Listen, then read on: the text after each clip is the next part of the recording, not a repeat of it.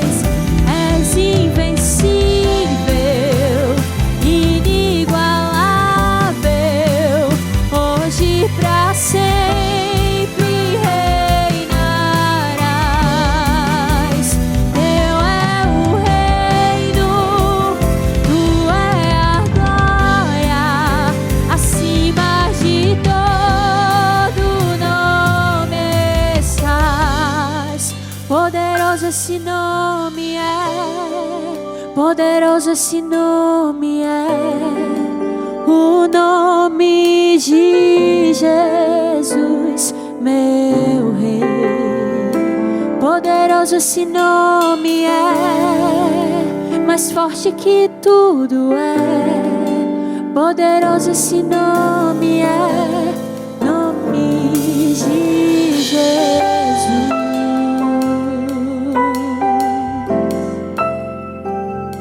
É isso aí, é um bom momento para refletir sobre como estamos usando o nosso tempo, a nossa juventude e a nossa força. Por isso, nesse fim de ano, o tema do nosso programa será quanto custa o teu tempo? Para falar justamente sobre esse assunto, nós estamos recebendo hoje o presbítero Timóteo Gomes. Pai do Senhor, presbítero Timóteo. Senhor, presbítero André. Mais uma vez já está em casa, né? Sempre um prazer estar aqui no Espaço Jovem. Pai, sua irmã Camila. Amém. Pai, Senhor, jovens da área 69 e da área 51, a nossa irmã Isabela, aos músicos. E a você que está em casa, é um prazer estar aqui mais uma vez no Espaço Jovem. Amém. Amém. Também no louvor, contamos com a presença da cantora aqui da Beré, a Isabelle Araújo. Pai, te ama, Isabelle. Amém, irmã Camila. Amém, os músicos também, Pai do Senhor. Amém. Aqui na arquibancada, vão interagir, vão responder perguntas, vai perder a timidez, né? Vai sair daqui todo mundo empolgado, felizes, espero, não é? Felizes, espero. E são os jovens da área 51, onde é que estão? Os jovens da área 51, amém, sejam bem-vindos, amém? Amém. Amém. Também os jovens da área 69, sejam muito bem-vindos, amém? Também queremos estender a saudação já para os coordenadores, evangelista Valdomiro e evangelista Daniel. É isso aí, agora a gente vai dar início à nossa conversa, né? A gente já está ansioso aí para perguntar ao presbítero Timóteo, perguntar um pouco quanto custa o tempo dele. É caro, né? Um pouco. Mas é importante reconhecer o valor do tempo, né? Dar valor ao tempo, né? De uma maneira geral. E por que é importante, à luz da Bíblia, presbítero Timóteo, a gente dar valor a esse tempo, dar importância a isso? Então, presbítero André, eu queria iniciar lendo um salmo, né? O salmo número 90, versículo 12. O salmista, ele traz um texto interessantíssimo. Ele diz: ensina-nos a contar os nossos dias de forma que alcancemos um coração sábio. E na Bíblia o tempo é visto como algo que foi criado por Deus. Deus é o criador do tempo.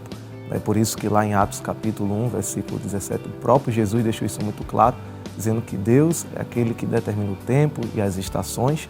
Então Deus, como criador do tempo, é aquele que controla todas as coisas. E aí, respondendo a sua pergunta sobre o porquê nós devemos reconhecer o valor do tempo e também como, né, conduzi-lo à luz da vontade de Deus, existe uma frase aí no mundo de que o tempo vale ouro. Né? Hoje tem pessoas que, se pudessem, elas pagariam para obter mais tempo do que o tempo cronológico que nós temos de 24 horas. Tem outra que diz o tempo é dinheiro, né? Também, né? Justamente. Então, sobre o valor dele. A gente vê que o tempo é algo que, dentro do ponto de vista de cronologia, é algo mensurável, é algo limitado na esfera humana, dentro daquilo que Deus estabeleceu, e que por mais que nós venhamos a correr ou ir atrás dele, ele não vai esticar. Então, por isso, nós precisamos aprender a valorizar cada milésimo de segundo que Deus nos concede. E entendendo que isto é uma concessão de Deus. A gente não tem um controle do tempo. Vocês são jovens, como eu ainda me considero um tanto pouco jovem, o presbítero André, irmã Camila, ainda também não, são jovens. Vamos incluir, vamos ter autoestima. Mas é bom, né? Então a gente entende que essa juventude uma hora vai passar. E aí, quando ela passar, que eu olhar para trás, eu preciso entender o que foi que eu construí com o tempo que Deus me concedeu. Esse momento que nós estamos vivendo agora não vai voltar mais. Esse segundo que passou, ele já passou. E o que foi que eu fiz com esse tempo que Deus me concedeu? Então, eis aí a importância desse tema. Estamos no final de ano, né, e precisamos fazer essa reflexão. O que foi que eu fiz com o ano 2024 que Deus me concedeu e o que é que eu pretendo fazer no ano vindouro que Deus está me concedendo? Amém. Justamente já nesse ponto aí da reflexão, das perspectivas para o próximo ano, né? A gente queria saber qual o papel da obediência a Deus para aproveitar, para remir, né, o tempo que Ele nos dá. Olha, irmã Camila, quando a gente olha para a Bíblia, a gente vê exemplo de alguns jovens que souberam aproveitar bem o tempo que Deus lhe concedeu. Sempre pegar o exemplo do profeta Daniel. Daniel estava assim como vocês, entre a adolescência e a juventude, quando foi levado cativo para a Babilônia. E Daniel lhe soube aproveitar o tempo que Deus lhe concedeu, mesmo em uma situação adversa. Perceba que Daniel tinha tudo para ser um jovem frustrado e enterrar o tempo que Deus havia lhe dado de forma tal que ele iria desconstruir tudo aquilo que ele havia aprendido. Então, Daniel ele decidiu obedecer à vontade de Deus, e aí vale salientar que a obediência é uma premissa da vida de qualquer cristão. A gente precisa entender que o verdadeiro cristão ele é obediente a Deus, independente das circunstâncias. E quando a gente fala em relação ao tempo, aí vem uma questão de que, será que eu tenho sido obediente à vontade de Deus no tempo que Deus me concedeu? Vem a questão de, será que eu estou inerte àquilo que eu precisaria fazer? Ou será que eu estou adiantado naquilo que Deus propôs para mim? Eu preciso entender, enquanto jovem, que Deus tem um projeto para cada um de nós. E o que Deus tem para a vida do presbítero André é para o presbítero André, não é para o presbítero Timóteo. O que Deus tem para a vida da irmã Camila é para a irmã Camila, não é para a irmã Isabelle. Eu preciso ter essa consciência, mas também preciso ter a consciência de que Deus está me dando a oportunidade de vivenciar aquilo que Ele determinou para mim. E isso passa pela obediência. Só que às vezes obedecer à vontade de Deus não necessariamente é acontecer o que eu quero que aconteça na minha vida. E eu preciso ter consciência disso. Então, às vezes, eu gasto o tempo que Deus me deu com algo que não é o propósito de Deus para mim. E às vezes eu acabo vendo que as coisas estão dando errado. Mas não estão dando errado porque eu estou fazendo de forma errada. É porque eu estou fazendo a coisa errada. Aí vem, o que é que Deus tem para mim dentro do tempo que Ele já me permitiu viver nesta terra? Levando em consideração que nós não sabemos o dia que nós vamos partir. Então, eu preciso aproveitar cada minuto que Deus me concede. Ou seja, uma coisa está conectada com a outra, né? Pelo que o senhor estava falando aí, quando a gente pensa obediência, a gente pensa necessariamente em aproveitar bem o tempo. E aí, nesse quesito, a gente que está refletindo justamente no último programa do ano, no findar, né? Já no apagar das luzes, né? Alguém pode olhar para trás e pensar, ora, se eu não aproveitei bem o meu tempo, é possível que eu tenha desobedecido a Deus, Sim. Em certo sentido. E se eu desobedecer a Deus, o contrário também é válido. Eu não aproveitei bem o meu tempo. É isso? A questão da obediência, em relação à sua correlação com o tempo, é algo interessante porque, à medida que eu estou perdendo esse tempo que Deus me permitiu viver, fazendo algo que não é a vontade de Deus, aí vem, quando é que vai ser, usando a linguagem de vocês, o insight que eu vou ter? Qual vai ser o gatilho que vai me despertar para entender que eu estou fora do centro da vontade de Deus? E aí isso leva a todas as áreas da vida de vocês. A questão da escolha de qual carreira acadêmica você vai seguir e, consequentemente, a vida profissional. Quantos jovens, relativamente jovens, hoje com 35, 40 anos de idade, que já têm 1, 2, 3 graduações, ainda não conseguiram se encontrar e perderam, entre aspas, porque conhecimento nunca se perde, mas passaram esse tempo todo na academia e não conseguiram achar o caminho que eles vão seguir. A mesma coisa eu trago para dentro do contexto de igreja. Deus sempre tem algo para cada um de nós na sua casa, Sempre tem trabalho, tem serviço na casa do Senhor. Mas às vezes aquilo que eu estou fazendo não necessariamente talvez seja o que Deus reservou para mim. Então perceba que as minhas decisões em relação ao que eu faço com o meu tempo não só impactam a minha vida, como impacta a vida daqueles que estão ao meu redor. E isso é muito sério. Ainda tem isso. Porque Às vezes vão entrar na questão do relacionamento, por exemplo. Né? Vocês são jovens, acredito que você pergunta aqui quem quer casar, todo mundo vai dizer eu quero casar, vai ser um coro só, Amém. alegria. Amém. Amém. Tô preocupada agora. Então, todos vocês querem casar. Vocês, para poder casar, precisam definir um relacionamento. Né? E até para definir um relacionamento, eu preciso orar a Deus e pedir direção a Deus, porque às vezes eu começo a me relacionar com alguém que às vezes não é aquele que Deus levou para mim, ou aquela que Deus levou para mim. E eu passo um certo tempo nesse relacionamento, ele não é construído de forma satisfatória, lá na frente ele termina e a pessoa olha para trás e diz, eu estou frustrada porque eu perdi o meu tempo construindo esse relacionamento, na verdade não era a vontade de Deus. Então perceba que a obediência a Deus e o tempo, essa correlação, né, ela precisa estar muito bem ajustada para a gente não chegar nesse ponto da frustração de achar que perdeu o tempo dentro daquilo que a gente estabeleceu. Inclusive quando a gente antecipa tempos, na verdade, antecipa fases da vida da gente que leva a esse mesmo sentimento de frustração depois, porque invariavelmente você rompeu limites, você transpassou aquilo, viveu aquilo que não era para viver naquele tempo. Sim. E acaba que no final dá errado e você tem que voltar do mesmo jeito. Parece o povo do deserto, né? Ela tocou num ponto Dando as muito voltinhas. sensível, né? Vocês agora são jovens, né? Acima de 18 anos, já habilitados para poder estabelecer um relacionamento amoroso. Em tese. Mas tem Em tese. os adolescentes, alguns adolescentes, né, que se apaixonam na adolescência e querem perpassar essa etapa. Querem viver uma fase que eles ainda não estão preparados psicologicamente, emocionalmente, financeiramente, fisicamente. Eles não estão preparados para viver essa fase e eles antecipam essa etapa. E aí, por não ter essa maturidade, muitos deles ficam com um sentimento frustrado porque foi uma paixão, não foi amor, e aquilo às vezes não é correspondido e acabam vivendo isso que a irmã Camila acabou de dizer. Né? Eles anteciparam as etapas para as quais eles não estavam preparados. Então eu preciso entender que dentro, eu sempre digo isso quando eu estou escalado para pregar, que dentro do Kairos de Deus existe o Cronos, né? Que precisam estar alinhados para que o tempo certo de Deus a gente possa vivenciar aquilo que Ele determinou para a nossa vida. Amém. Amém. Já temos aqui pergunta pela arquibancada. Vitor Fernando da área 51. Senhor, irmão Vitor, microfone.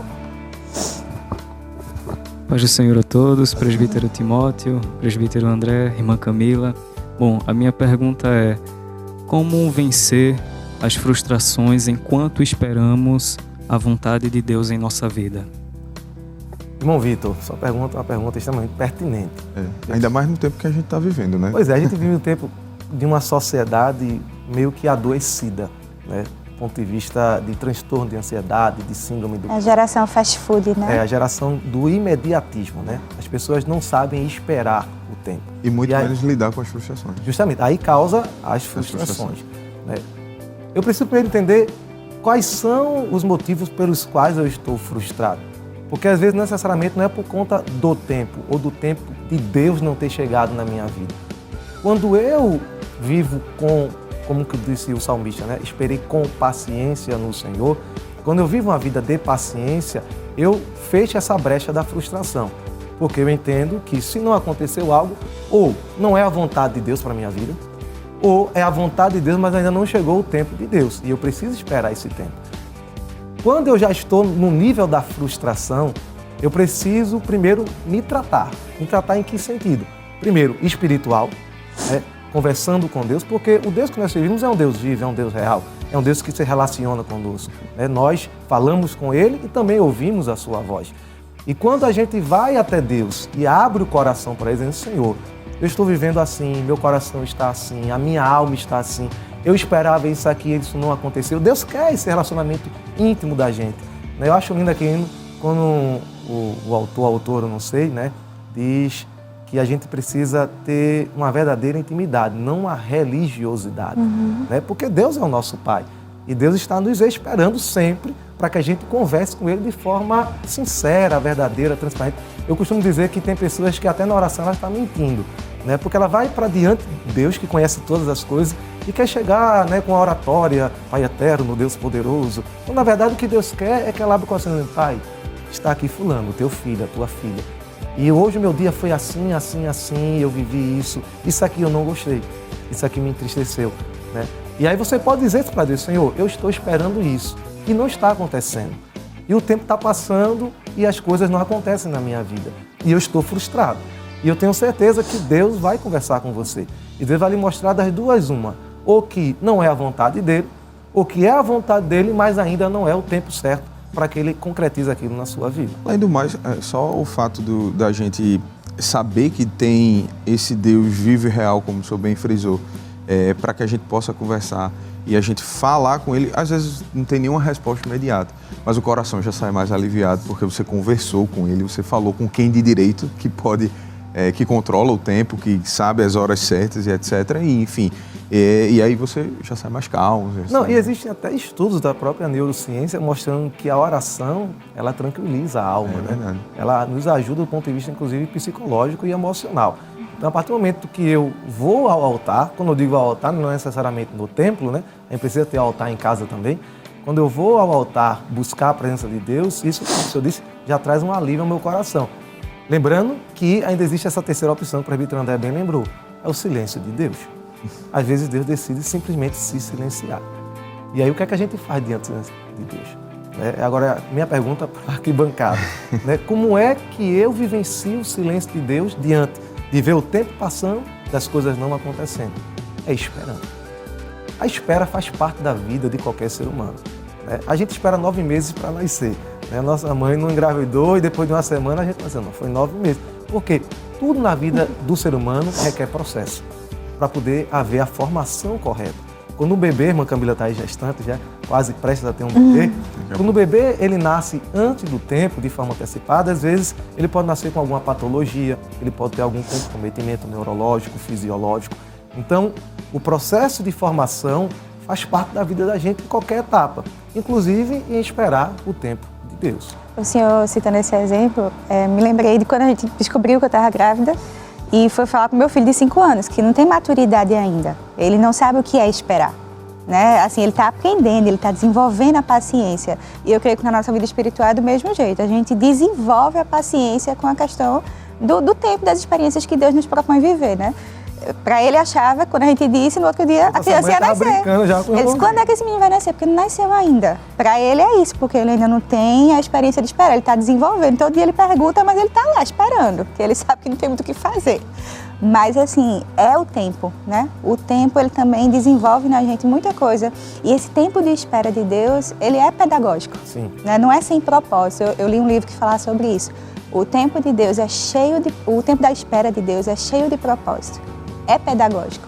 A gente não só fica lá, olhando para o vento e dizendo, e aí, quando é que vai chegar? Não.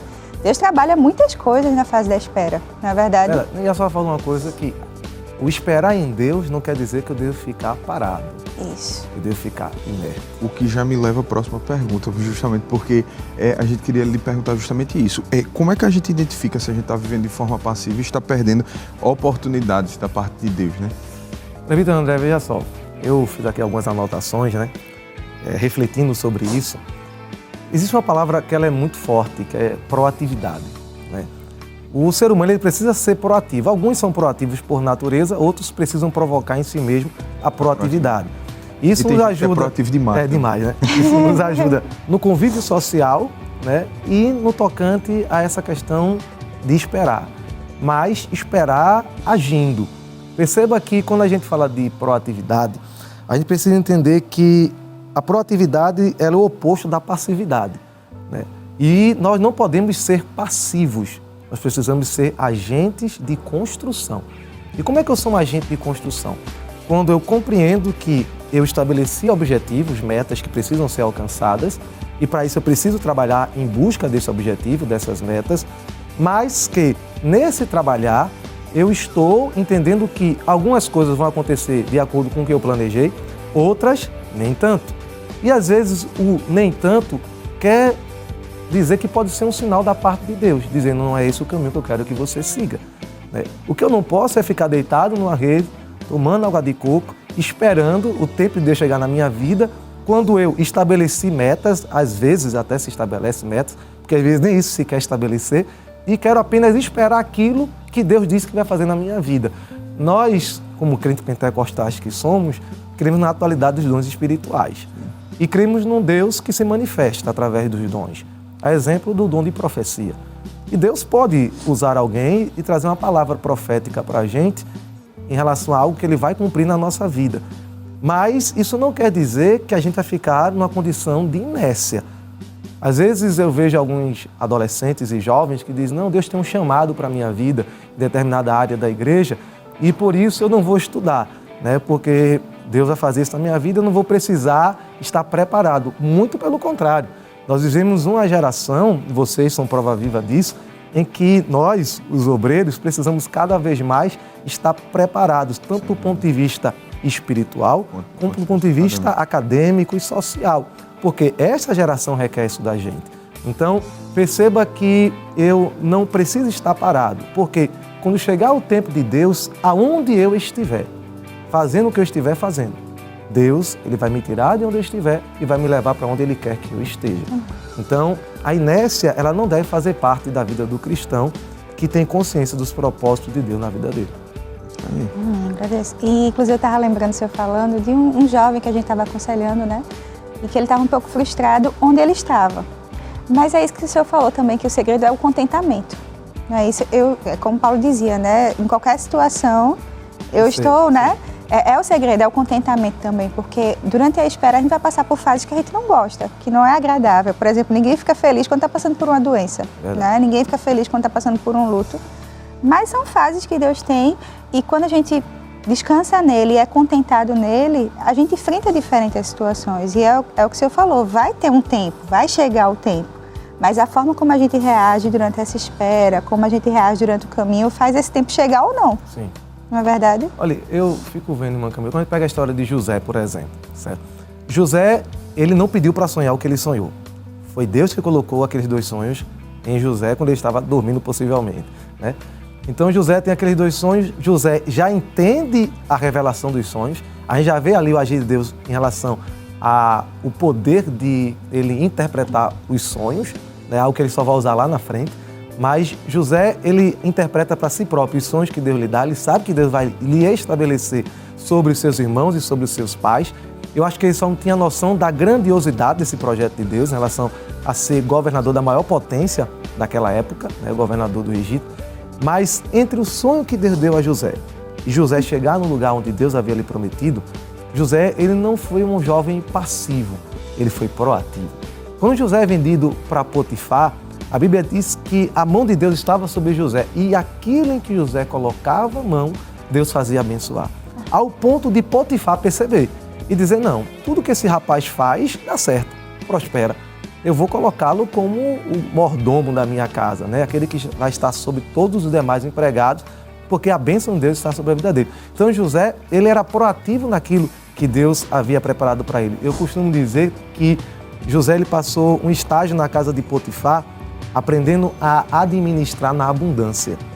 Enquanto que quando Deus o leva para o cativeiro, e ele chega lá e também é diferenciado, ao ponto do carcereiro entregar, já parou para pensar, alguém preso no Aníbal Bruno, e o agente penitenciário, chefe lá, o agente está aqui a chave das celas, certo? Para um preso. É algo assim, paradoxal, inimaginável. Mas José era tão diferenciado que o carcereiro decidiu entregar a chave na mão de José. E José, ele passou agora a administrar a prisão, ou seja, passou a administrar na escassez. Deus deu esses 2 estágios para José, já vislumbrando lá na frente. Deus sabia que José ia precisar administrar os 7 anos de fartura pelos quais o Egito ia passar e depois ia precisar também administrar os anos de escassez. Então, nada na nossa vida, jovens, já acontece por acaso.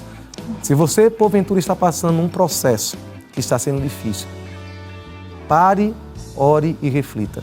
Deus quer me ensinar algo neste processo, para amanhã eu poder tirar lições aprendidas e aplicar na minha vida e na vida daqueles que vão estar ao meu redor. Amém, glória a Deus. E eles estão esperando pacientemente também para participar agora. Amém. E vamos participar, não é? Que a gente vai para o primeiro quadro de hoje. A gente vai dar uma pequena pausa, mas já pode rodar aí a vinheta do Quiz Bíblico. Quem sou eu? Vamos lá?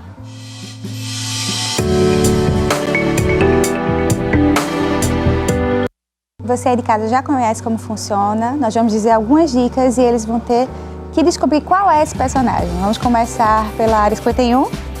Amém? Vamos lá? Tela 1. Minha irmã e eu recebemos um visitante ilustre em nossa casa. Querem arriscar já? Tem 3 dicas. Mas querem arriscar? Passa aí o microfone para ela. Diz teu nome. Ana Beatriz, Marta e Maria.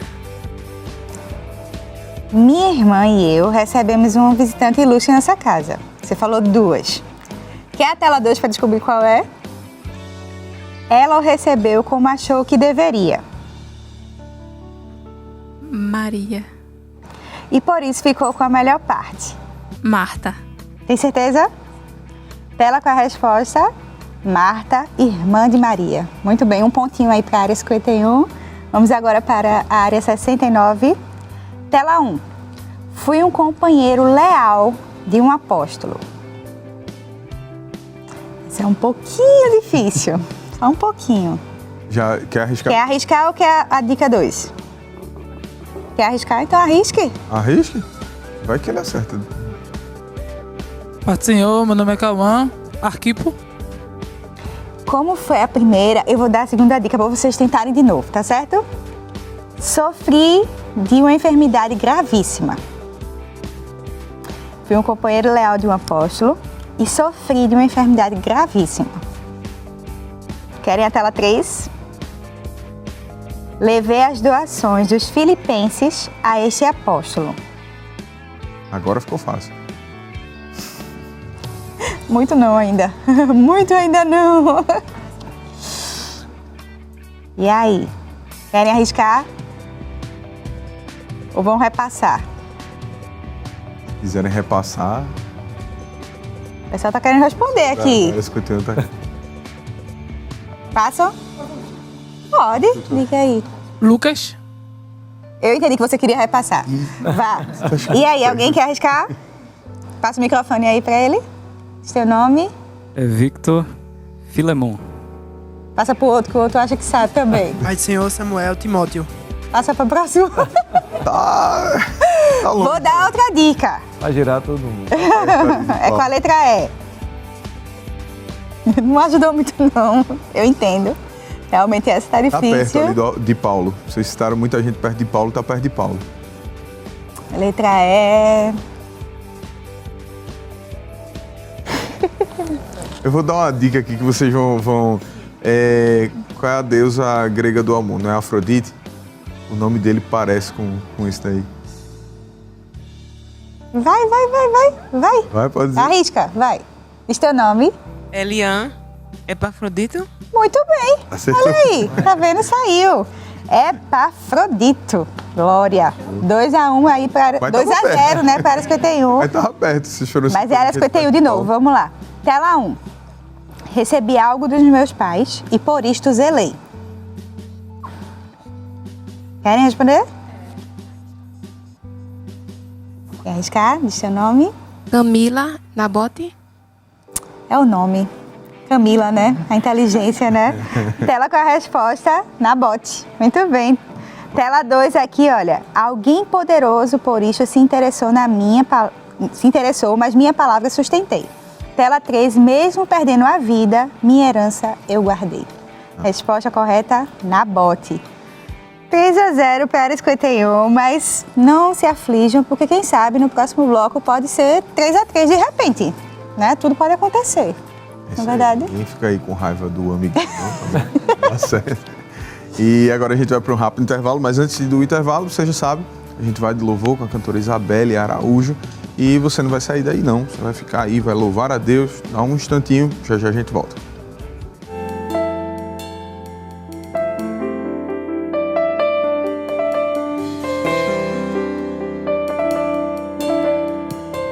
Convidamos a você, onde quer que você estiver, ouve essa canção conosco. Adore ao Senhor.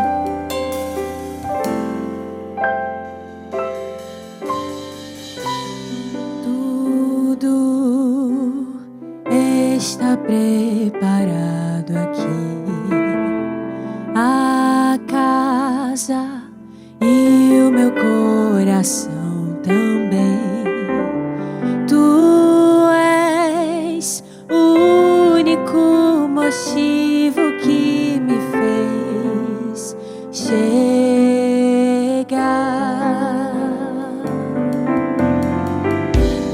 Os filhos já estão chegando aqui. Agora somos 2 ou 3 ou mais, encontre meu coração disposto a queimar por ti. Todos os versos e canções que eu consegui cantar, todas as vezes quebrantado, só quero te falar que teu é o reino e a glória pra sempre. Teu é o domínio e o poder. Amém, amém.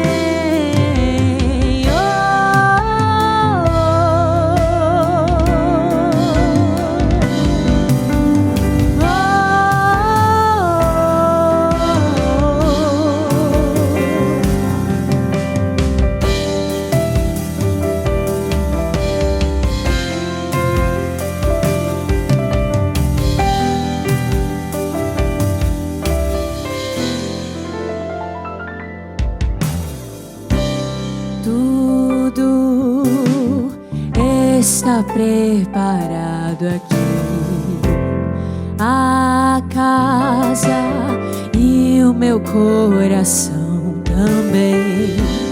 Tu és o único motivo que me fez chegar.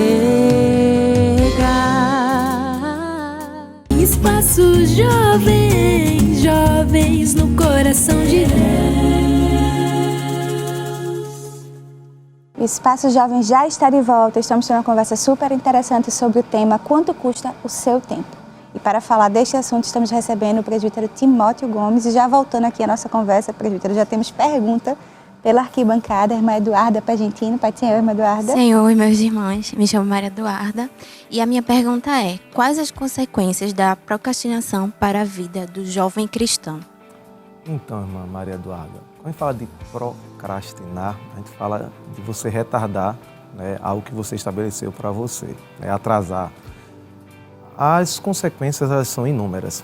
A primeira delas é você, de fato, cair nesse campo da frustração, né, por uma atitude que é sua. Porque quando eu procrastino, sou eu que decido procrastinar.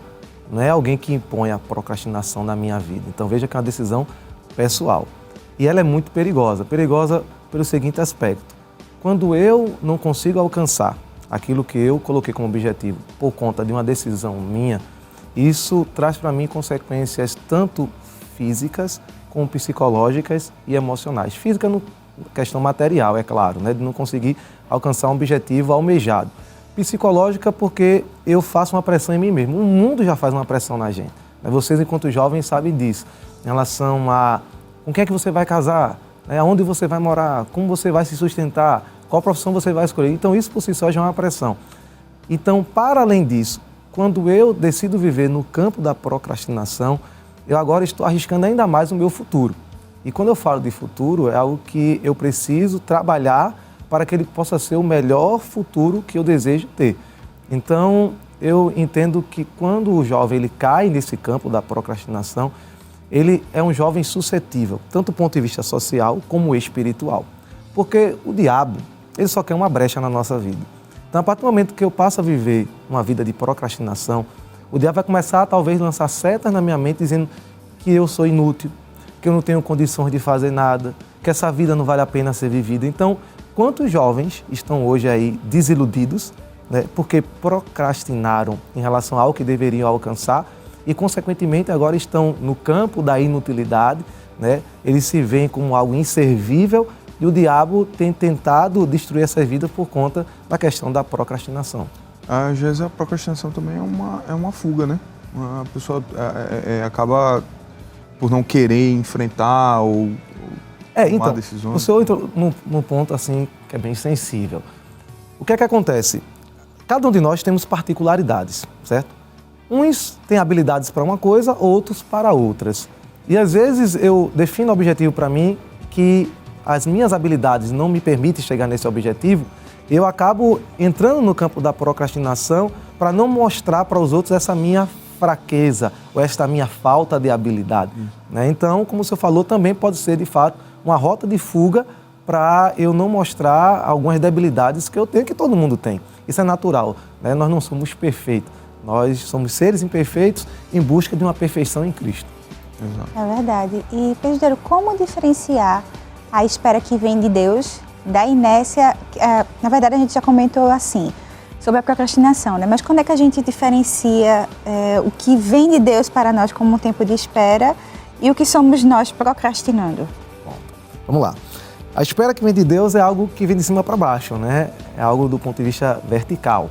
É algo que Deus nos faz passar, né, o tempo de espera. A procrastinação é algo horizontal. É uma decisão minha para comigo mesmo e para as coisas que eu estabeleci, né, para a minha vida. Eu entendo que a espera que vem de Deus, ela tem algumas características, irmã Camila. E eu poderia tomar a vida do jovem Davi, né? Percebo que Davi, ele foi ungido rei. Mas entre ele ser ungido rei e ele sentar de fato no trono, houve aí um intervalo de tempo de aproximadamente 13 anos. E nesses 13 anos, Davi, ele não procrastinou mediante aquilo que Deus já havia determinado para a vida dele. Davi já sabia que ele era rei de Israel. Ele recebeu a unção com este propósito. E eu entendo que a espera que vem de Deus, ela dá sinais, ela possui algumas características. A primeira delas é que a espera que vem de Deus, ela vem acompanhada do Espírito Santo, guiando cada passo da nossa vida. Quando eu estou esperando em Deus, entendendo que é o tempo de Deus, o Espírito Santo de Deus, ele vai me guiando naquilo que eu vou fazendo, naquilo que eu vou estabelecendo para a minha vida. Eu acho que o segundo sinal é o fato de Deus, ele dar sinais, né, de que o tempo dele está chegando. Mas até chegar esse tempo eu preciso viver uma vida de atividade ou de proatividade. Perceba que Davi, ele sabia que era rei. Quando o pai dele mandou ele levar alimento para os seus irmãos que estavam no campo de batalha, com Golias lá afrontando já 40 dias, 40 noites, né, o exército de Israel, Davi obedeceu, aí entra o campo da obediência. Davi foi, Davi escutou, Davi se prontificou a lutar, a guerrear, mesmo não sendo um guerreiro ainda. Davi foi até o rei, Saul ofereceu a sua armadura, Davi até tentou experimentá-la. Então perceba que Davi sempre tinha proatividade em fazer aquilo que ele achava que deveria fazer, mas seguindo os sinais de Deus. Mas ele entendeu que quando ele tentou andar com a armadura, deu errado. E ele teve a sensibilidade de entender, isso é um sinal de Deus. Não é assim que Deus quer agir. Então a gente precisa ter essa sensibilidade. E aí vem a pergunta para vocês que estão aqui, para quem está em casa, até que ponto eu tenho sido sensível aos sinais de Deus na minha vida? Eu preciso ter essa consciência que a espera em Deus, ela vem acompanhada desses sinais. Mas uma terceira coisa é que a espera que vem de Deus, ela é paciente. Ela não causa incômodo, ela não causa agonia, ela não causa frustração. Então, quando eu estou esperando em Deus, eu vivo uma vida de paciência. Nada me atinge, nada me aflige. Por quê? Porque não é o tempo de Deus. Mas a quarta coisa que caracteriza a espera que vem de Deus é que ela nos faz vencer as dificuldades e os obstáculos que surgem na nossa vida. Davi, nesse intervalo, precisou enfrentar a fúria de Saul. Davi precisou ir para a caverna de Adulão e Davi foi acompanhado de uma classe, diga-se de passagem, de homens aflitos, endividados, desgostosos, mas ainda assim, Davi ele conseguiu manter o equilíbrio. Então eu acho que a espera que vem de Deus nos faz viver de forma equilibrada. Já a procrastinação, como a gente já bem comentou, é uma decisão que eu tomo. E aí é diferente da espera que vem de Deus. Então eu preciso ter essa sensibilidade. É aquela velha história, né? Vamos criar uma situação hipotética aqui. O indivíduo é um funcionário de uma empresa e aí ele ouve Deus falando, só eu vou te colocar lá em cima. Aí ele pega, a partir de então, ele senta todo dia e fica lá esperando Deus colocar ele em cima. Em vez dele trabalhar para aquilo dali, Deus vai abençoar ele no trabalho. E aí, a partir do trabalho dele, Deus vai abrir as portas, né? Alguém de cima vai ver, vai puxar, tal, até ele chegar lá. Onde né? Deus determinou. Aí ele vai inventar de procrastinar, e vai sentar lá e vai ficar esperando acontecer. Não, e veja, presbítero André, que quando Deus faz uma promessa, diz, eu vou te colocar em tal lugar, que a gente acha que é tão lugar alto para a nossa capacidade, quando geralmente é assim, Isso. né? Deus, na verdade, está dizendo, eu vou trabalhar na tua vida, Perfeito, né? Até você atingir aquilo que eu determinei para a tua vida. Davi, quando ele estava nesse processo de formação, lembra que Saul ficou enciumado de Davi? Por quê? Elas cantando, as mulheres ali, quando Davi voltava das guerras, dizia, né, Saul matou mil. Seus milhares. Davi matou os seus seus 10 milhares. 10 milhares. Então, perceba que Deus já estava trabalhando através da vida dizendo, eu estou te fazendo um verdadeiro líder. Mas para isso você precisa atravessar os momentos de lutas e de dificuldades. Luta nem sempre, jovens, é a representação de que Deus não está conosco. Muito pelo contrário. As lutas são oportunidades que Deus nos dá para mostrar para a gente que Ele está conosco todos os minutos da nossa vida. Amém? Amém. Isso aí. Agora a gente vai já para o próximo, para o quadro, né? Aproveitar aqui essa conversa e tudo mais, para eles participarem aqui também, não é? Estão ávidos. Como estão ávidos? E até porque tem que empatar aí a situação, né? Então a gente vai para uma pausa para o nosso próximo quadro. Quem disse é quem? Vamos lá? Roda a vinheta.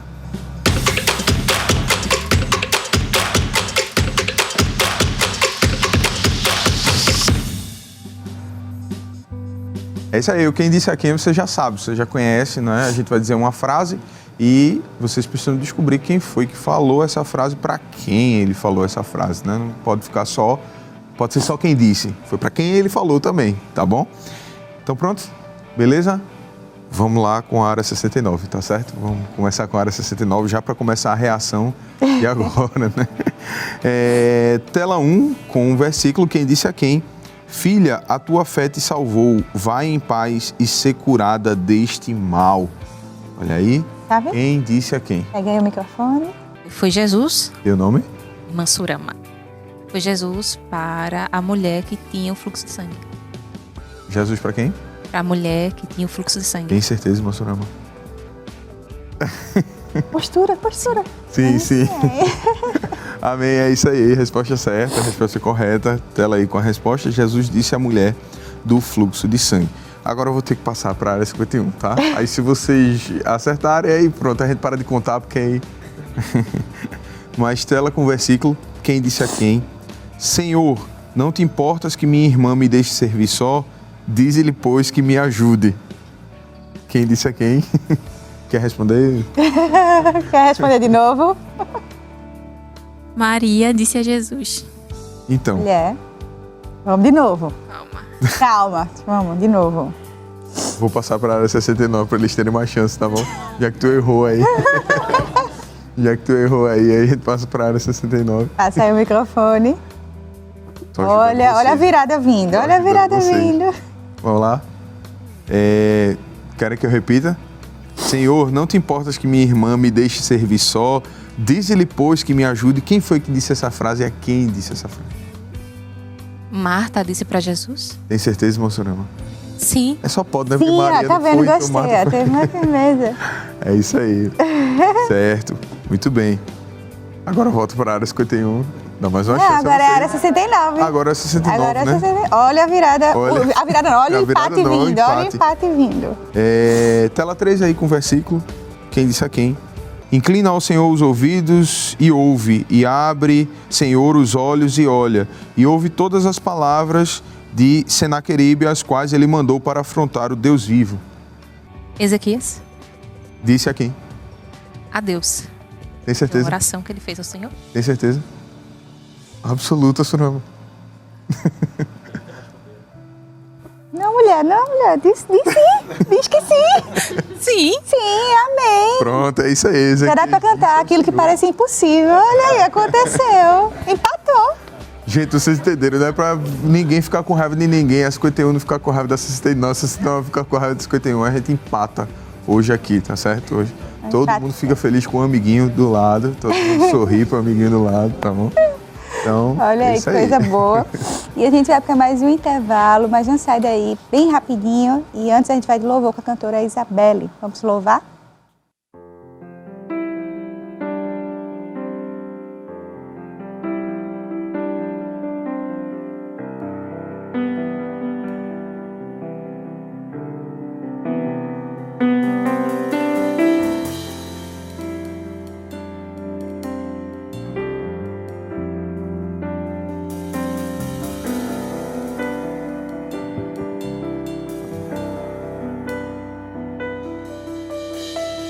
Seguro é só nos braços daquele que nunca me deixou.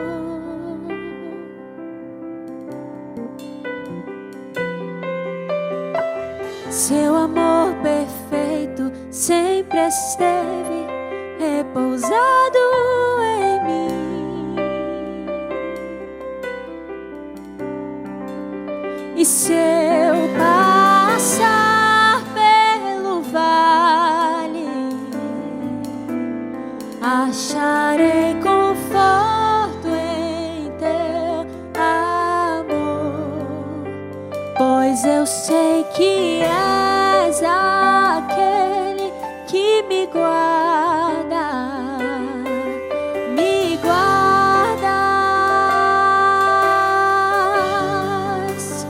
Em teus braços é o meu descanso, em teus braços é o meu descanso, em teus braços é o meu descanso, Jesus.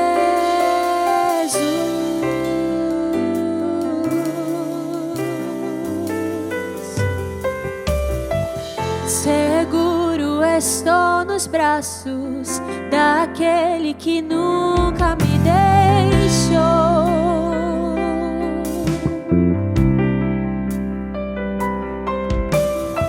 Seu amor perfeito sempre esteve repousado em mim.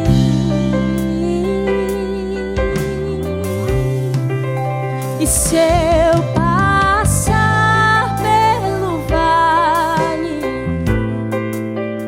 acharei conforto em teu amor, pois eu sei que és aquele que me guarda, me guardas.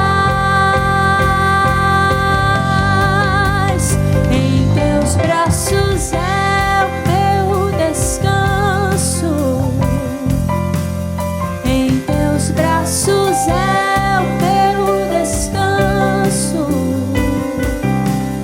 em teus braços é o meu descanso, Jesus.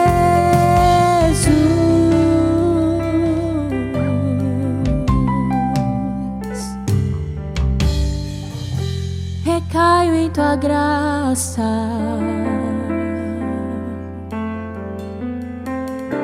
recaio de novo em tuas mãos, recaio em tua graça,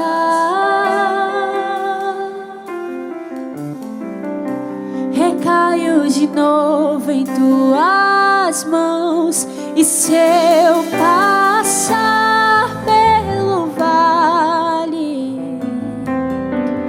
acharei conforto em teu amor, pois eu sei que és aquele que me guarda, me guardas.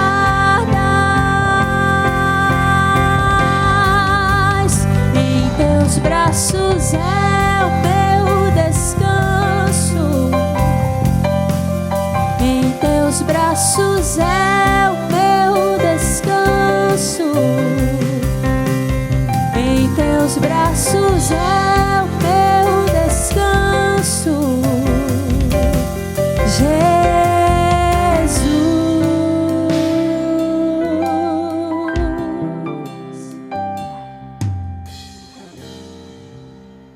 Espaço jovens, jovens no coração de Deus. O Espaço Jovem já está de volta e nós já estamos no nosso último bloco, né? A conversa está boa demais, justamente por causa disso que eles ficam assim. Mas fica aí com a gente, que daqui a pouquinho a gente vai responder mais perguntas. Aliás, agora já, né? Nós vamos responder mais perguntas, porque o presbítero Timóteo já está aqui, já olhou para mim assim e disse: como assim, daqui a pouco se eu quero responder agora, né? Nós estamos conversando hoje sobre o tema quanto custa o seu tempo, né? E a gente já dando continuidade, a gente pode perguntar como a gente pode evitar murmurar durante os momentos em que Deus nos pede para esperar, presbítero Timóteo? Presbítero André, a murmuração, ela não faz parte, não deve fazer parte da vida do cristão, né? Quando a gente entende que Deus é soberano e que a vontade dele é boa, é perfeita e é agradável, eu automaticamente fujo desse perigo, desse pecado, que é o pecado da murmuração. Eu estava pensando sobre essa questão da soberania de Deus. Quando a gente vai para Efésios, capítulo de número 5, versículos 15 e 16, eu acho interessante, porque na versão Almeida Revista e Corrigida, diz que a gente deve remir o tempo, né? O apóstolo Paulo diz, portanto, vede prudentemente como andais, não como nécios e sim como sábios, remindo o tempo porque os dias são maus. E aqui a expressão remir, no grego, no original, quer dizer você fazer aquilo que está na vontade de Deus. Quando a gente pega a versão NVI, a nova versão internacional, eu acho muito bonito esse texto, porque diz que nós devemos, no versículo 16, aproveitando ao máximo cada oportunidade, porque os dias são maus. Então, quando eu entendo que tudo que acontece na minha vida, na verdade, é uma oportunidade que Deus está me dando de vivenciar algo novo e algo que vai me levar para frente, eu automaticamente não incorro no pecado da murmuração.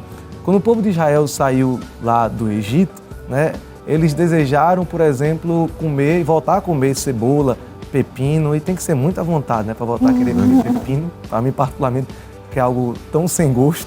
Mas veja o ponto que chegou da murmuração deles em relação ao que eles estavam vivenciando no deserto, quando eles não entenderam que o deserto era um momento que Deus estava reservando para que eles não voltassem para o período de escravidão e, consequentemente, estar sob o jugo novamente de Faraó. Deus, conhecendo o futuro, Deus disse, se eu levar no tempo mais curto, eles vão pecar, eles vão errar, vão se afastar de mim. Então, Deus decidiu prolongar o tempo do deserto para poder preparar o povo, para poder obter a vitória que ele tinha reservado para eles. Amém. E, presbítero, por que é importante a gente chegar assim no clima do final de ano, aí começa aquelas reflexões, né? O que foi que eu fiz, o que é que eu vou fazer?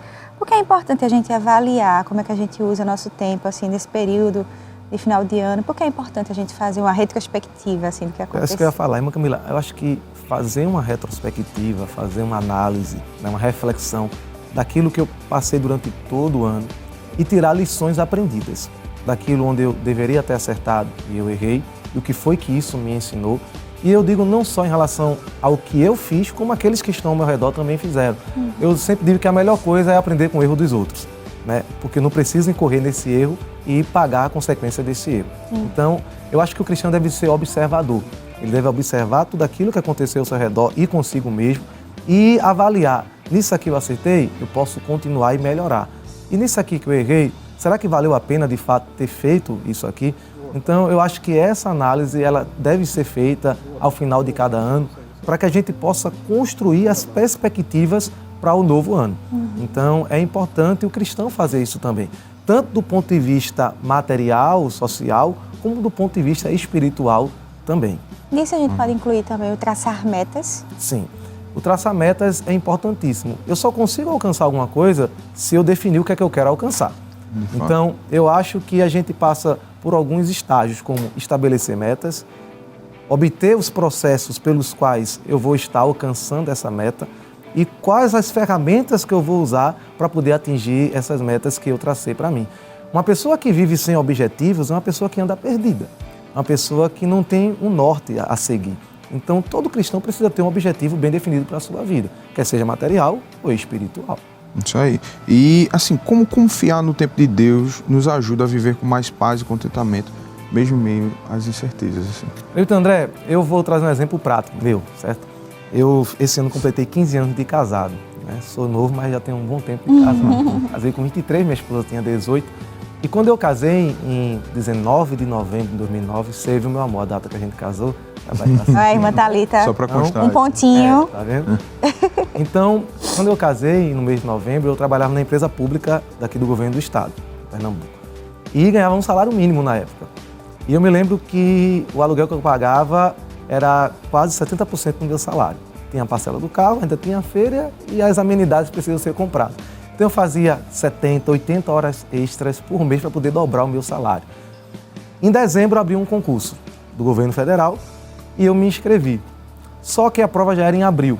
E nessa empresa eu pegava de 8 da manhã sem hora para largar, porque a gente precisava entregar uma obra. Então eu fiz um propósito com Deus, eu fiz um voto a Deus. Eu disse, Senhor, eu sei que o tempo que eu tenho para estudar é muito pouco, mas eu vou fazer um voto para Ti. Eu vou acordar de 4h30 da manhã, vou orar de 4h30 até as 4h45, de 4h45 às 5 horas eu vou ler a palavra, de 5 às 6h30 eu estudo, 6h30 eu paro, me arrumo, vou trabalhar. E se eu passar nesse concurso, que era apenas 2 vagas para todo o Brasil, o tempo que eu tiver livre vai ser para a Tua obra. Então, eu fiz a minha parte, mas eu estava esperando a parte de Deus. Isso aí foi em dezembro, já no final do ano, prospectando o novo ano de ser um ano de bênçãos. E estudei esses 4 meses, fiz a prova e com esse resultado, para a glória de Deus, eu passei em 2º lugar. E estou nesse órgão há 14 anos. Então, quando eu olho, né, e vejo que Deus tem algo para a minha vida, e eu entendo que eu preciso esperar o tempo de Deus, eu consigo viver em paz comigo mesmo. Nesse período, Deus me abençoou, mesmo ganhando salário mínimo, eu conseguia pagar as minhas contas, não estava ansioso por um novo órgão me chamar, porque ainda passou uns 4, 5 meses, porque eu sabia que no tempo de Deus iria acontecer. Então, quando eu sei que o tempo de Deus é o tempo certo para a minha vida, eu vivo em paz, comigo e aqueles que estão ao meu redor. O salmista, no Salmo 31, versículo 14, ele disse, quanto a mim, eu confio em Ti, Senhor. E eu disse, Tu és o meu Deus. Quando eu deposito a minha confiança em Deus, eu consigo esperar o tempo de Deus para a minha vida. Amém, é verdade. E a gente já tem uma pergunta aqui, olha, de que maneira podemos planejar para que o próximo ano seja mais frutífero? Já que a gente estava falando aqui que a gente tem que ter essa reflexão, o senhor disse que a gente tem que extrair as lições passadas, né? Como é que a gente pode fazer para que o próximo ano a gente consiga... Irmã Camila, olha, o cristão ele precisa entender que o primeiro e principal objetivo dele é buscar a Deus, né, e estar no centro da sua vontade. Eu sempre tenho que viver Mateus 6:33, a parte A, na minha vida, sempre. Buscai primeiro o reino de Deus e a sua justiça. Então, quando eu faço isso, essa é a principal meta que eu devo estabelecer anualmente para a minha vida. E aí, para além disso, eu preciso entender que eu olho para o ano que está findando. Será que, de fato, eu li a Bíblia como eu deveria ter lido e me alimentei da palavra de Deus? Quanto tempo eu gastei em oração? Na verdade, não é gastar, é investir, né? Quando eu falo quanto tempo eu gastei em oração, é quanto tempo eu passei a sós com Deus.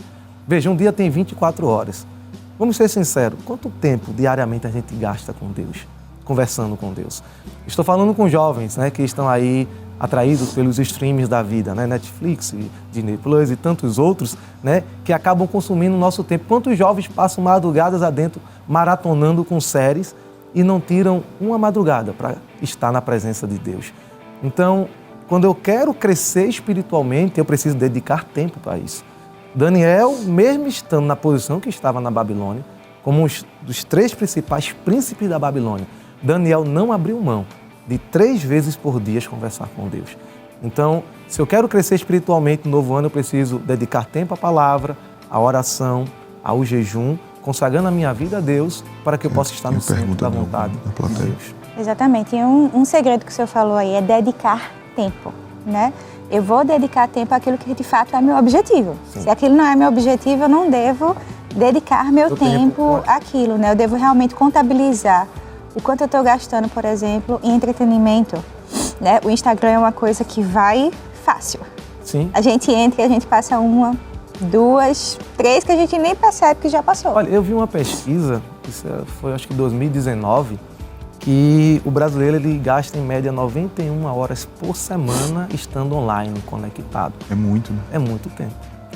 É mais de metade da semana. Inclusive, se você quiser ir, dê uma olhadinha no seu celular, o celular já emite esse tipo de estatística. Um medidor, né? Tem um medidor de aplicativo, quanto tempo você passa nos aplicativos de uma maneira geral.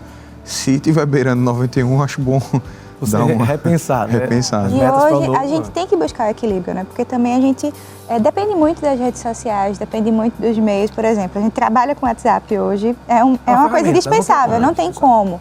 se dissociar. Mas eu posso chegar a um equilíbrio, né? Eu posso dosar aquilo ali até onde aquilo ali é normal, até onde aquilo ali me faz bem e até onde aquilo ali ultrapassa a normalidade e faz com que meu tempo seja mal investido. Eu não posso me tornar um nomofóbico, né? Nomofobia é uma patologia, né? Que é daqueles que, por exemplo, vocês, eu tenho certeza daqui da plateia, nunca aconteceu isso. Você dormir com o celular do lado da sua cama e você acordar, a primeira ação que você faz não é orar, certo?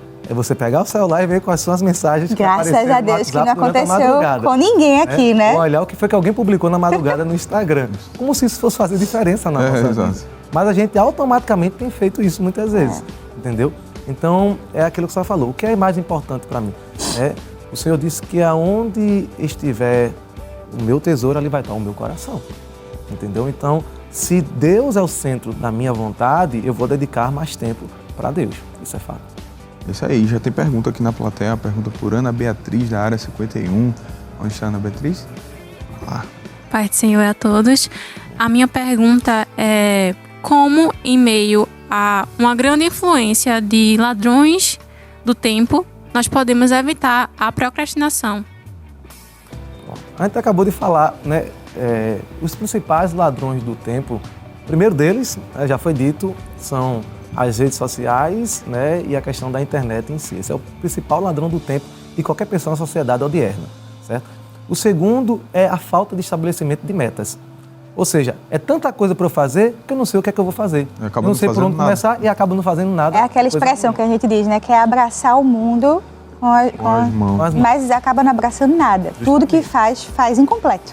Então, são várias coisas ao mesmo tempo. Eu não estabeleci quais são as minhas metas e, além de estabelecer as metas, eu preciso priorizá-las. O que é prioridade dentro das metas que eu estabeleci? Porque eu não consigo fazer tudo ao mesmo tempo. Então, eu estabeleço as metas. Qual é a prioridade dessas metas que eu estabeleci? Certo? A partir do momento que eu faço isso, eu automaticamente não vou entrar no campo da procrastinação. Certo? É o excesso, né? O excesso da urgência. É um mal do nosso século, é um mal da nossa geração. Realmente é o excesso de dar conta de tudo, né? A gente se cobra quando a gente não dá.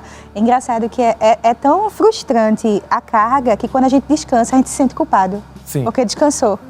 Né? E quando, na verdade, o descanso é um princípio bíblico. Sim. Né? É um princípio que rege até a criação. Faz parte, a gente precisa, inclusive por isso que a gente tem um sono dentro do nosso cotidiano para poder repousar.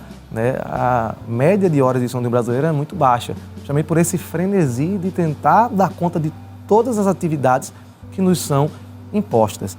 E vale destacar, nós vivemos uma época em que nós temos visto que a vida acadêmica ela deve ser priorizada, sim, é fato, e eu sou prova viva disso, certo? A gente precisa priorizar, mas eu não posso comprometer a minha vida espiritual por conta da minha vida acadêmica. Isso. Eu nunca faltei, dirigindo a escola dominical há quase 12 anos, eu nunca faltei na escola dominical porque eu tinha um trabalho na época da graduação, do mestrado ou do doutorado. Eu nunca queimei uma escala de culto por conta disso, porque eu sabia que cada coisa tinha o seu tempo. Então eu nunca posso deixar de estar na casa do Senhor porque determinada coisa, é claro que existe excepcionalidades. Né? Às vezes um trabalho para entregar na segunda-feira, que eu não consegui concluir no decorrer da semana, tem um domingo, eu preciso dar conta, é a excepcionalidade. Isso não pode virar um hábito na minha vida, porque eu acabo negligenciando a minha vida espiritual em detrimento das coisas materiais. Exatamente. Então, vamos fazer o seguinte agora, vamos para os passos. O que é que a gente tem que fazer para, eu não vou dizer acabar com a procrastinação, né? Que ninguém está aqui dando receita mágica. Sim. Mas assim, o que é que a gente precisa fazer para tornar o próximo ano melhor? Com mais realizações, né? Assim, quais são os primeiros passos, né? André, acho que o primeiro e o mais importante é confiar em Deus. Quando eu confio em Deus, quando eu deposito em Deus os meus desejos, os meus anseios, as minhas vontades, né, eu tenho paz no meu coração. Eu acho que esse passo é o mais importante de todos. Como eu já disse aqui no Salmo 31:14, o salmista deixa isso muito claro. Então, quando eu confio em Deus, eu agora vou fazer algo que é humano, que é estabelecer as minhas metas. Eu preciso estabelecer as minhas metas para poder alcançá-las. O terceiro passo é planejar como é que eu vou alcançar essas metas. Né? Quais são as metodologias que eu vou usar, quais são os processos que eu vou ter que passar para poder alcançá-las. O quarto é buscar os meios, as ferramentas pelos quais eu vou alcançar essas metas. E aí eu estou falando até então de coisas que parecem ser só materiais, mas no campo espiritual também preciso planejar. Não é? Como é que eu estou entrando em 2025 como cristão e como é que eu quero sair dele? Eu preciso pensar isso a cada ano, né? Eu preciso ser mais crente no final do ano do que no início dele. Porque, afinal de contas, né, nós estamos nos aperfeiçoando como cristão a cada dia.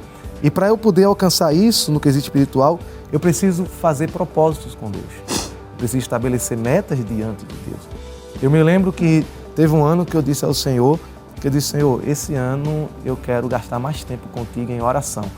E eu peguei a lista dos países da janela 1040 e eu me lembro que eu passei todo ano citando nominalmente, né, antes de dormir, alguns desses países. Conheci países como o Burkina Faso, que eu acho que ninguém nem sabe que existe, certo? E o que é que eu fazia? Eu lia como era o contexto social daquele país, como era o contexto religioso, né, o que as pessoas enfrentavam para eu ter propriedade do que e como orar, entendeu? E eu me lembro de um testemunho, por exemplo, de uma jovem que foi mutilada pelos próprios pais, porque ela decidiu ser cristã e que morava nesse país. O pai dela amarrou ela num pau e queimou junto com seus irmãos, porque ela decidiu seguir a Jesus. Então perceba que quando eu estabeleço esses tipos de metas, de propósitos, eu cresço espiritualmente. Então eu preciso fazer isso também na minha vida espiritual. Esses passos em relação a como eu estou entrando e aonde eu quero chegar no final deste ano. Amém. Uma dica muito boa, né? Não é? Acho que dá pra gente colocar em prática também, né? Pra gente conhecer mais povos, orar por mais povos, né?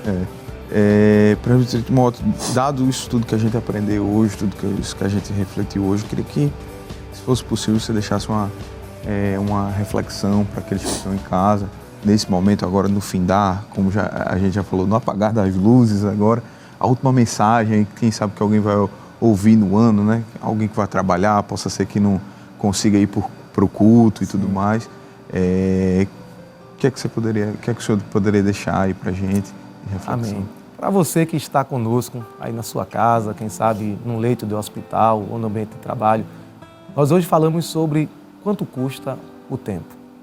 Você precisa entender que o tempo é algo que quem controla é Deus. Por mais que nós venhamos a nos esforçar, nós não temos domínio sobre o tempo. Se algo durante este ano não aconteceu da forma que você imaginava, que você idealizava, não pense isso como Deus tendo lhe abandonado. Muito pelo contrário, é porque não chegou o tempo de Deus de cumprir aquilo que Ele determinou para a sua vida. Eu quero lhe dizer que quando você deposita em Deus a sua confiança e coloca aos pés do Senhor todos os seus propósitos, os seus desejos, as suas vontades, no tempo de Deus, Ele vai cumprir tudo aquilo que Ele determinou para você. Nesse novo ano, você possa fazer metas, você possa estabelecer objetivos e colocá-los aos pés do Senhor. Tenho certeza que as bênçãos de Deus irão lhe acompanhar e você vai dizer, valeu a pena gastar o meu tempo na presença do Senhor. Pode orar pela gente? Orientados pelo presbítero André, vamos orar nesse momento. Quero lhe convidar, ore junto comigo. Justo e eterno Pai, queremos te louvar, Senhor, pelo tempo que o Senhor tem nos permitido em estar na Tua presença, de termos sido alcançados pelo Teu amor. E queremos, Senhor, pedir a Tua bênção sobre a vida dos Teus filhos neste novo ano que irá iniciar. Que eles possam, ó Deus, dedicar o seu tempo com primazia a Ti e a Tua palavra, mas que eles possam também, Senhor, aplicar naquilo que é construtivo para as suas vidas e que eles possam perceber o êxito, o resultado, ó Pai eterno, glorioso daquilo que eles têm colocado aos Teus pés. Dar-nos sabedoria para administrarmos o tempo que Tu tens nos concedido. Em nome de Jesus. Amém. Amém. Glória a Deus, é isso aí. E nós queremos louvar a Deus por sua vida. Deus abençoe. Em nome de Jesus, um feliz ano novo. Que o Espírito Santo possa conduzir os teus passos, que tudo que foi apresentado, falado, pensado, refletido aqui neste programa possa servir de edificação e que você possa aplicar neste novo ano para que a sua vida seja uma vida de vitória, de fé em fé, de glória em glória, como diz a palavra do Senhor, na presença do Espírito Santo de Deus. Deus te abençoe. Graças a Deus, nós estamos iniciando um novo ano na presença do Senhor. Tem muito mais espaço jovem, tem muito mais Rede Brasil, tem muito mais da presença de Deus. Se Jesus não voltar, ano que vem a gente está aí na presença do Senhor durante todo este ano, sentindo o poder de Deus e vendo a glória de Deus em nossas vidas. Queremos agradecer a você, principalmente, que esteve nos assistindo durante todo este ano. Continue com a gente aí, tem muito mais de Deus para a tua vida. Amém? Amém. Queremos agradecer a presença do presbítero Timóteo, né? Amém, Camila. Agradecemos muito pela disponibilidade e pode deixar suas considerações finais, presbítero. Eu quero agradecer a Deus, primeiramente, ao nosso pastor presidente, pela honra de poder cooperar no seu ministério. Quero agradecer ao nosso coordenador, evangelista Flávio Marques, a sua esposa, irmã Pauliana. Agradecer a toda a área 72, em especial a congregação em Novo Benfica, deixar uma saudação para todos. Agradecer a minha querida e amada esposa, irmã Thalita, meus filhos Pedro e Rebeca. E desejar para todos um feliz ano novo, que Deus abençoe a sua vida abundantemente. Agradecer ao companheiro presbítero André, nossa irmã Camila, a esses jovens abençoados da área 51, da área 69, a mãe Isabelle e aos músicos. Amém. Glória a Deus. E queremos estender também a saudação para os irmãos da congregação em Novo Benfica, né? Isso, uma Deus abençoe a cada um a escola dominical, né? O senhor é Novo Benfica também. Também. Queremos agradecer também pela audiência. Tem as irmãs que sempre dizem lá que estão acompanhando, que estão respondendo o quadro, né? Irmã Catarina, que Deus continue abençoando. Queremos também agradecer aqui a presença dos jovens da área 51, o evangelista Valdomiro, da área 69, o evangelista Daniel. Queremos agradecer e estender também a saudação aos coordenadores. E também queremos agradecer aqui a presença da cantora Isabelle. Amém, irmã Camila, presbítero André, presbítero Timóteo. Foi uma bênção estar aqui e aprender mais da palavra do Senhor juntamente com vocês. Amém. Os músicos também. Amém. E queremos desejar um feliz ano novo para você que nos acompanhou por todo este ano. E tem mais ano que vem, se Jesus não voltar, como meu esposo disse, estaremos aqui juntos para falar da palavra de Deus. Mas antes de encerrar, vamos de louvor novamente com a cantora Isabelle.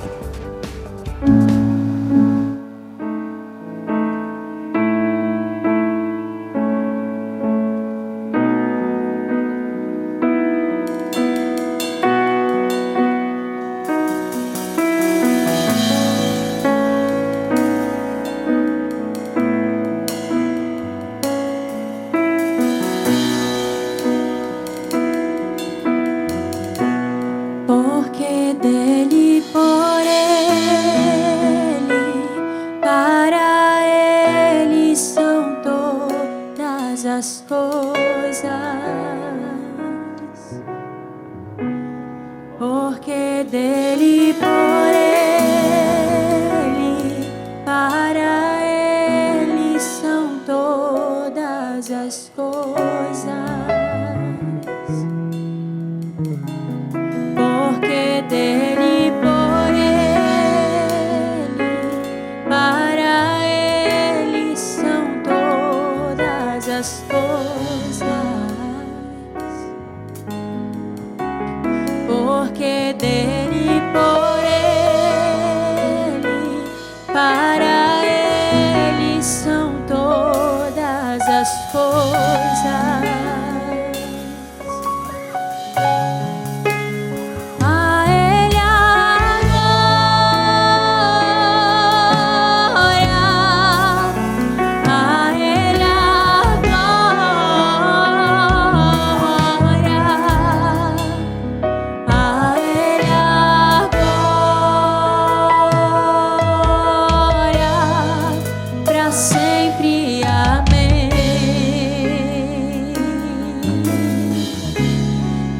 Profundas riquezas,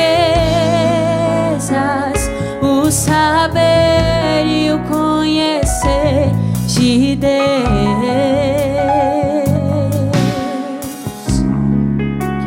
Quão insondáveis seus juízos e os seus caminhos.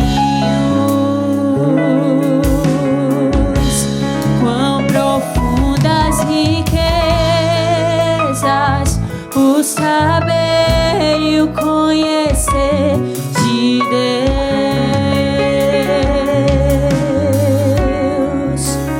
Quão insondáveis seus juízos e os seus